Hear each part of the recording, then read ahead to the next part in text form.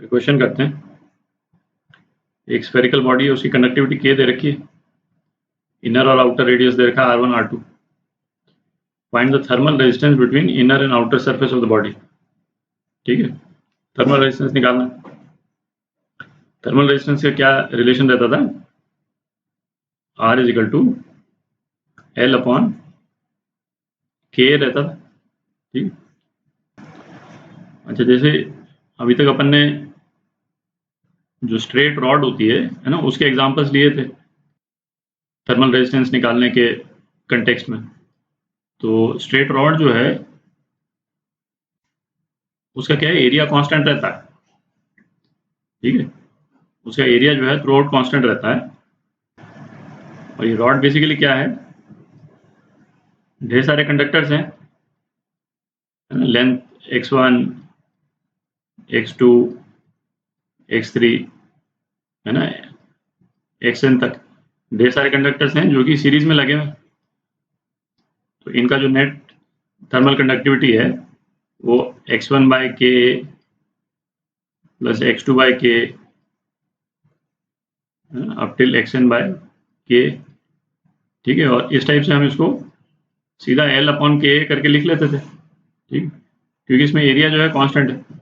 यहाँ पे जो है वो हर शेल का एरिया जो है वो वेरी करता जा रहा है, आप देख रहे हैं, जो क्योंकि रेडियस जो है R1 से R2 वेरी कर रहा है। तो अपन एक थिन पोर्शन लेते हैं किसी कंडक्टर के अंदर जो कि रेडियस x पे है। ठीक है, और इसकी थिकनेस अपन ले लेते हैं, ये पूरा राउंड नहीं बना रहा हूं मैं, है ना, इस टाइप से ये पूरा राउंड सर्कल जा रहा है, और इसकी थिकनेस जो है वो dx ले लेते हैं। ठीक है, तो इसका जो थर्मल रेजिस्टेंस होगा, है ना, इस थिन शेल का, ये क्या हो जाएगा, dx अपॉन के और 4 पाई x स्क्वायर। ठीक है, तो टोटल यदि थर्मल रेजिस्टेंस अपने को निकालना है तो इसको इंटीग्रेट कर देंगे अपन, 4 पाई के dx upon x square R1 से R2, तो कितना हो गया, 1 अपॉन 4 पाई के माइनस 1 बाई एक्स। ठीक है,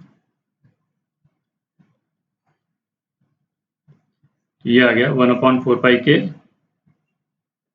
1 bye R1 minus 1 bye R2। ठीक है, ये आपका थर्मल रेजिस्टेंस हो गया इस बॉडी का। ए पार्ट का ये आंसर हो गया। बी पार्ट में क्या पूछ रहा है कि इनर सरफेस का टेम्परेचर देखा है 100 डिग्री सेंटीग्रेड, है ना, इसका टेम्परेचर लिख लेते हैं, 100 डिग्री सेंटीग्रेड दे रखा है, और आउटर सरफेस का टेम्परेचर दे रखा है 50 डिग्री सेंटीग्रेड। ठीक है, फिर क्या पूछ रहा है, find the temperature at radius of 15 centimetre. मतलब यहाँ पे at x is equal to 15 centimetre पे क्या टेम्परेचर होगा वो पूछा है, और R1 और R2 दे रखा है। R1 दिया हुआ है 10 सेंटीमीटर और R2 दिया हुआ है 20 सेंटीमीटर।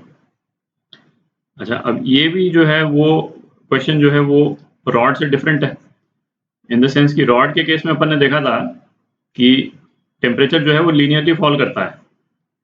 ठीक है, यहाँ पे टेम्परेचर T1 है और यहाँ टेम्परेचर T2 है, तो यदि मिड पॉइंट का टेम्परेचर यदि हम लेना चाहेंगे, ठीक है, तो क्या हो जाएगा, मिड पॉइंट का टेम्परेचर जो है वो T1 प्लस T2 अपॉन 2 हो जाएगा।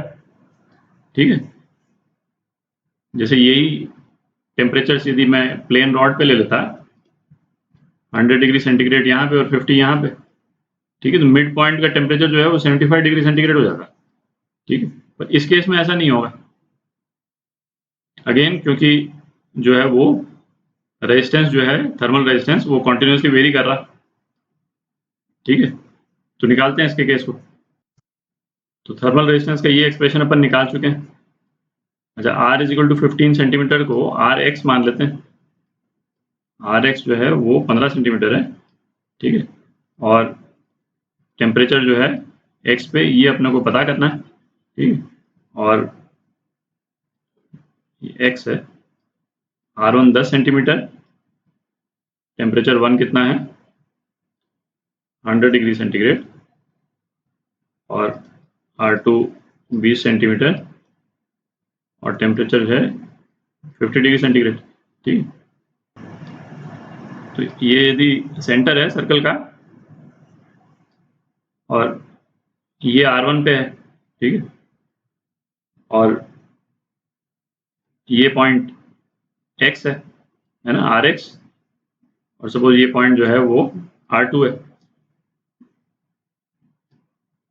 तो R1 से Rx यदि हीट ट्रांसफर dq1/dt हो रहा है और Rx से R2 जो है वो हीट ट्रांसफर dq2/dt हो रहा है, ठीक। तो ये दोनों बराबर होने चाहिए, ठीक है।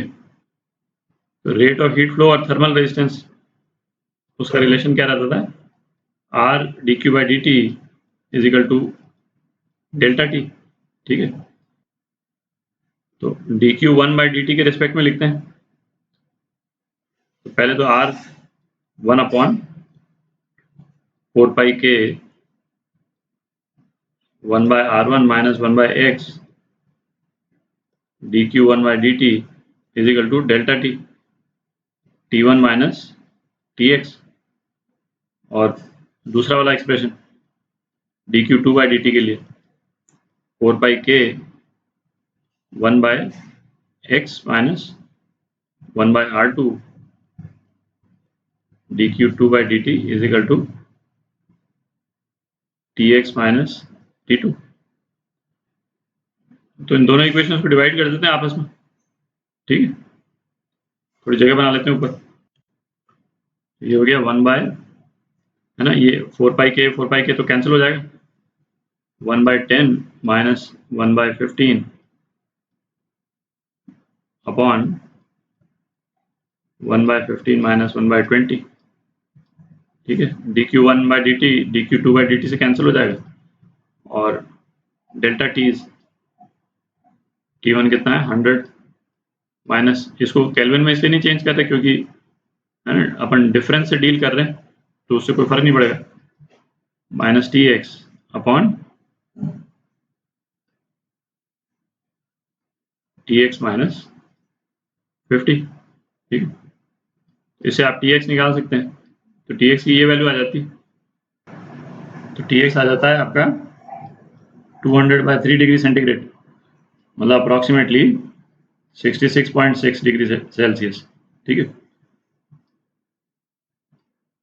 तो बिल्कुल लीनियर ड्रॉप यदि होता है ना, यदि स्ट्रेट रॉड के केस में होता तो अपना आंसर क्या आता 75 डिग्री सेंटीग्रेड, पर ये है ना उससे कम आ रहा है, इसका मतलब टेम्परेचर ड्रॉप जो है वो फास्टर है, शुरू में फास्टर है, फिर बाद में जाके थोड़ा स्लो होता है। अच्छा, इस तरह के क्वेश्चन के ना मतलब से कई वेरिएशंस बन सकते हैं।